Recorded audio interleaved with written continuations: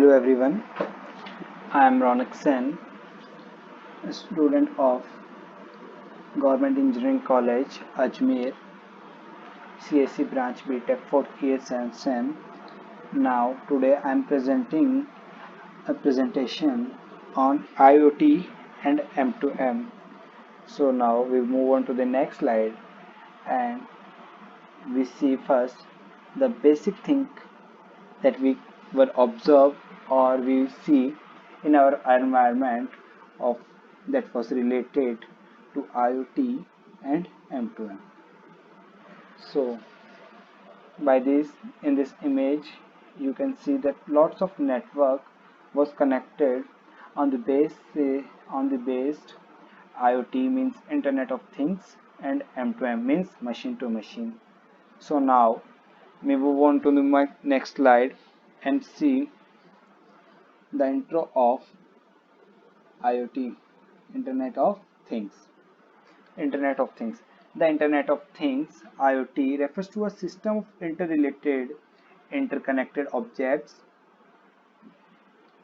that are able to collect and transfer data over a wireless network without human intervention. Basically, the IoT is a system of interrelated computing devices, mechanical and digital machines provide with unique identifiers.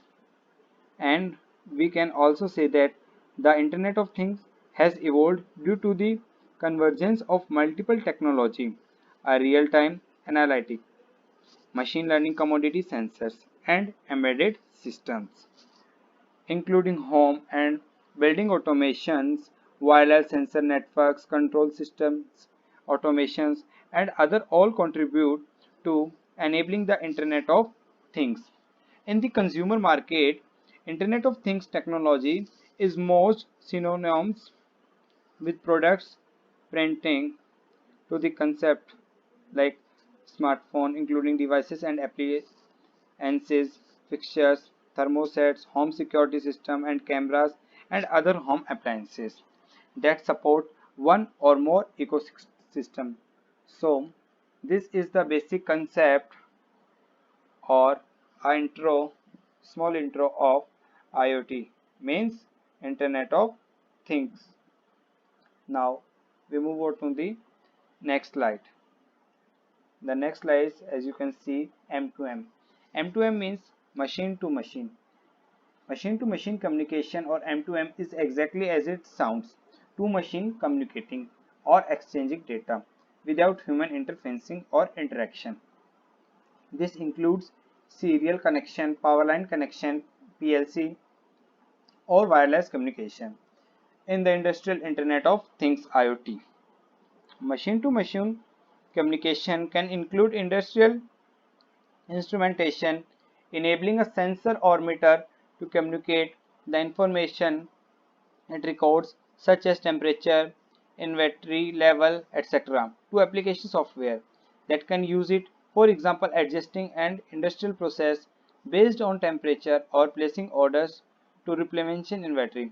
Such communicating was originally accomplished by having a remote network of machines relay information back to a central hub for analysis, which would then be rerouted into a system like a personal computer.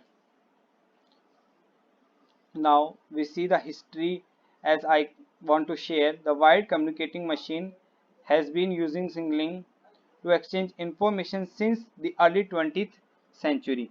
Machine to machine has taken more sophisticated from since the advent of computer networking, automation and predates cellular communication. It has been utilized in applications such as telemetry, industrial automation and SCADA. Okay, now we move on to the next slide. Now, as you can see, the differences between IoT and M2M.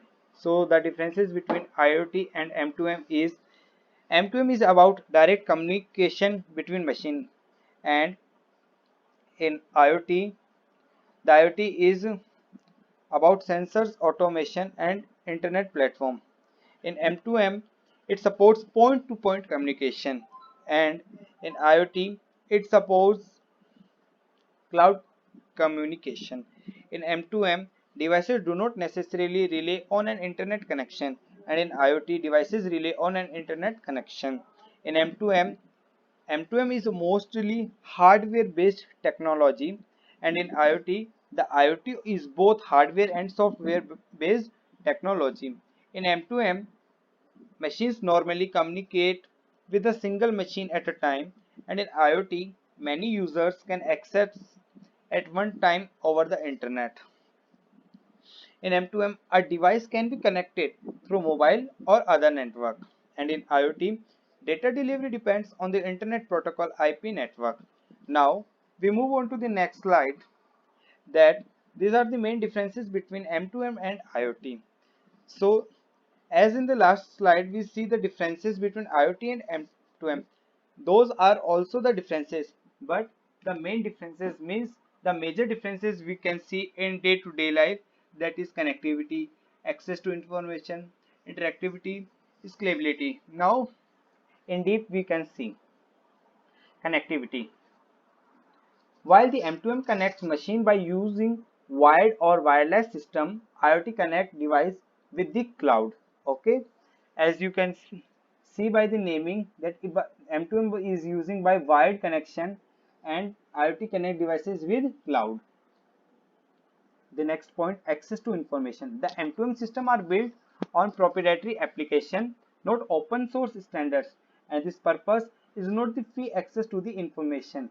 The Internet of Things, however, has been designed based on the interconnectivity criteria and open standards, making it possible that the information exchanged be accessible from different platforms or devices.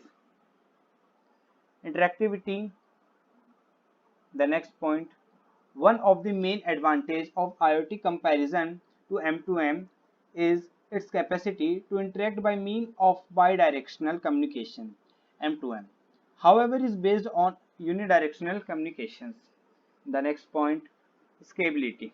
IoT being based on cloud architecture has much higher scalability than M2M, which is more limited because it is based on wireless connections or SIM card.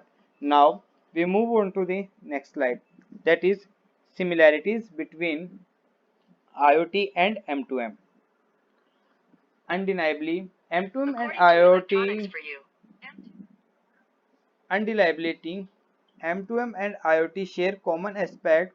The core similarity is both provide remote access to machine data and both exchange information among machine without human intervention. Now we move to the next slide, that is software defined network. So now we see software defined network. As in short, we can also say that SDN. Software-defined network. Software-defined networking is a newly emerging computer networking architecture. Its main distinguishing factor is the separation of the data plane from the control plane in routers and switches. In other words, the control is decoupled from hardware and implemented in software. Software-defined network technology is an approach to network management that enables dynamic programmatically efficient network configuration in order to improve network performance and monitoring, make it more like cloud computing than traditional network management. SDN is meant to address the fact that the static architecture of traditional networks is decentralized and complex, while current networks require more flexibility and easy troubleshooting. SDN attempts to centralize network intelligence in one network components by deassociating the forwarding process of network packets from the routing process.